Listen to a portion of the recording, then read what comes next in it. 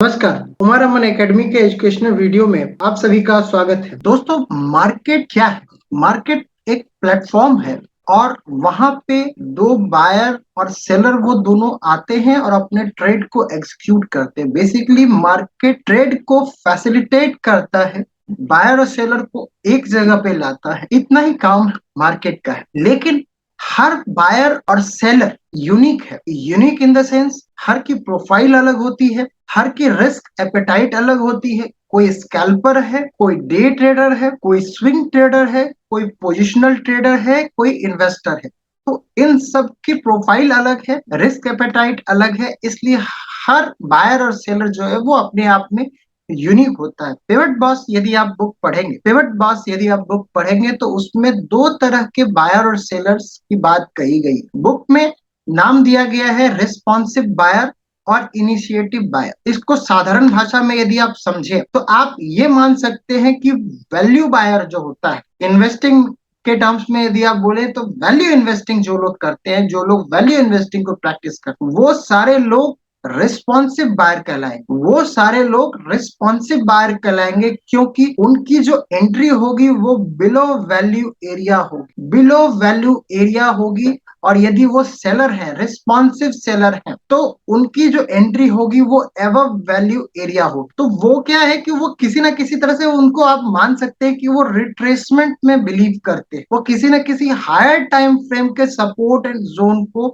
या resistance zone को वो वॉच करते हैं और वहां पे अपने ट्रेड को एग्जीक्यूट करते हैं। ये हो गई रिस्पॉन्सिव बायर की क्वालिटी। लेकिन रिस्पॉन्सिव बायर की एक कमजोरी भी है कि उनमें बहुत ही ज्यादा मोमेंटम पावर नहीं होती। वो क्या करते हैं कि वो प्राइस बिहेवियर को टुवर्ड्स द मीन मीन तक आपको वो पहुंचा देंगे, वैल्यू एरिया से मीन तक। लेकिन इनिशिएटिव बायर जो होते हैं, जिनको आप मोमेंटम ट्रेडर्स बोलते हैं, वो हमेशा वैल्यू एरिया पे ही आएंगे या उसके ब्रेकआउट या ब्रेकडाउन के बाद ही आएंगे। यदि कोई वैल्यू एरिया मतलब यदि इनिशिएटिव बायर है, मोमेंटम बायर है, तो वो रेसिस्टेंस के ब्रेक होने पे ही एंटर होगा। यदि कोई इनिशिएटिव सेलर है तो वो सपोर्ट के ब्रेकडाउन पे ही आएगा वो।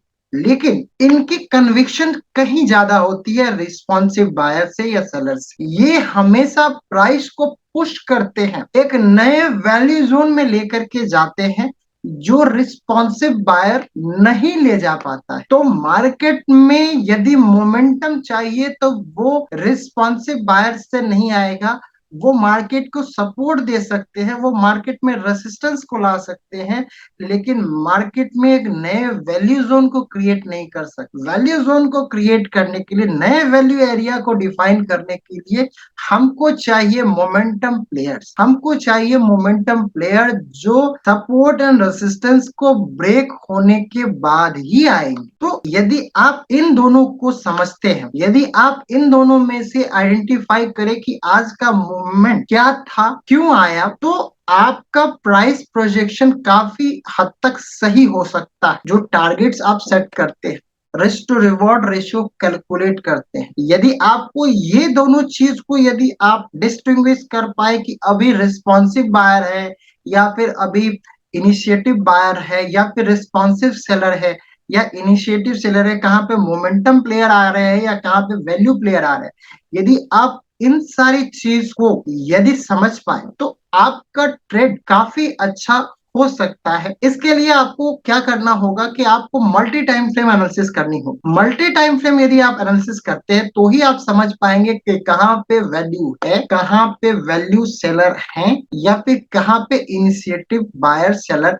आएंगे। तो इस तरह से जो है यदि आप बायर और सेलर को यदि आप डिफाइन करें तो काफी हद तक आपका ट्रेड का execution, risk to reward ratio का कैलकुलेशन और टारगेट सेट, इन तीनों चीजों को आप अच्छी तरह से मैनेज कर सकते हैं। अपनी मैनेजमेंट को भी अकॉर्डिंगली एडजस्ट कर सकते हैं। मनी मैनेजमेंट और रिस्क मैनेजमेंट आपका इस तरह से अच्छा हो सकता है। तो ये एक पिवट बॉस से ली गई कॉन्सेप्ट थी। इसी तरह के और भी पिवट बॉस से ली हुई कॉन्सेप्ट हम आप लोगों को छोटे छोटे वीडियो के माध्यम से आप लोगों को शेयर करेंगे। आशा करता हूँ कि आपको वो पसंद आएगा। यदि चैनल पे नए हैं तो चैनल को लाइक और सब्सक्राइब कीजिएगा। थैंक यू, नमस्कार।